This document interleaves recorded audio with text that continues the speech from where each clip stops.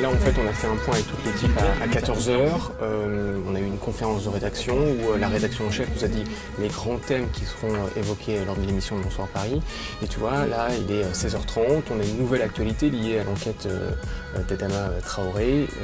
Et bien là se pose la question des moyens qui vont se mettre en place sur le terrain, de la place que cela va avoir dans le journal de Bonsoir Paris. Nous, on a comme leitmotiv d'être très proche de l'actualité francilienne, parisienne et francilienne. Et du coup, dès qu'il se passe quelque chose d'important dans notre région, on n'attend pas à la prochaine édition, on essaie de faire quelque chose d'assez rapide. On envoie nos reporters, on recherche l'information et dès qu'on est sûr de notre information, on la donne dans Bonsoir Paris. Nous-mêmes, on influe aussi sur l'actualité et c'est d'autant plus facile que c'est d'actualité locale parce que voilà, ça nous concerne directement. Nous aussi, on est des usagers du transport en commun, nous aussi, on est des usagers de la route. Donc, et la météo, ça nous préoccupe aussi quand on vient. Et voilà, donc, ça nourrit aussi notre journal. On est en direct de 18h à 20h, ensuite on a un vrai clip de 20h à 22h. Pas vraiment une pause, en fait, c'est là qu'on va manger le thé, et surtout qu'on va réécrire la deuxième partie de l'émission, donc de 22h minuit, qui sera de nouveau en direct.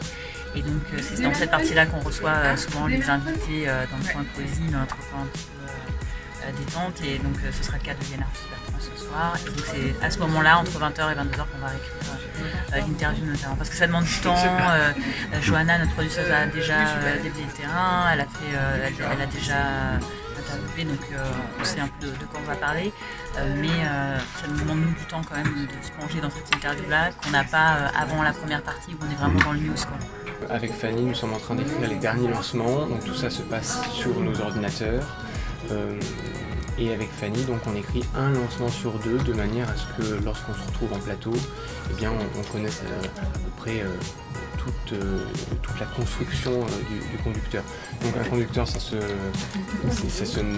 présente comme cela. En fait, chaque lancement correspond à une capsule et on rentre dans une capsule et cela correspond à un texte qu'on donnera à l'antenne. Un exemple, ici, il s'agit de notre deuxième titre. On va avoir sur notre plateau les dernières trottinettes, les derniers vélos électriques d'une compagnie américaine. Et bien là, dans le titre, on a spécifié tout cela et une fois que c'est écrit, on enregistre. Et ce qui permet qu'à quelques minutes de l'antenne, on va pouvoir imprimer tous nos textes qui seront dans l'ordre du journal. Si pour une raison XY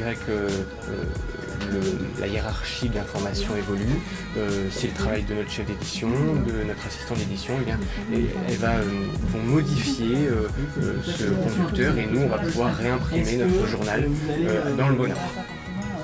La chance qu'on a, c'est qu'on sait un peu comment écrit l'un et l'autre, donc comme on se répartit le travail, mais en fait par exemple dans un même texte, par exemple une brève, on va écrire, par exemple celle-ci je vais l'écrire en entier, mais je la scindais en deux, et puis comme ça on se fait un jeu de passe-passe, mais on sait que l'autre co-présentateur l'aura aussi facilement en bouche, on sait un petit peu comment est-ce qu'on articule nos textes, comment est-ce qu'on les présente aussi, donc ça aide à écrire en pensant également à comment l'autre va le lire. C'est venu aussi avec le temps, mais voilà, maintenant ça rend les choses un peu plus faciles aussi en termes d'écriture, de longueur de texte aussi, voilà, parce que moi j'ai tendance à écrire un peu long, Tanguy un peu plus court.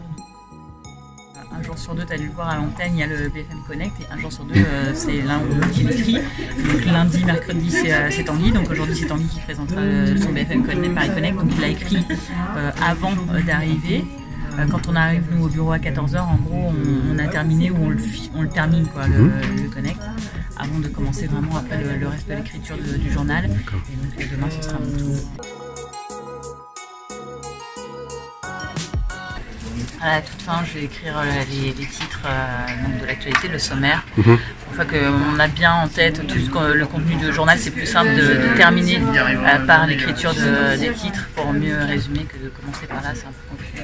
Il n'y a pas de prompteur pendant l'émission, on a un prompteur pour les titres, pour lancer l'émission, donc là on a un prompteur avec un système assez ingénieux de pédales.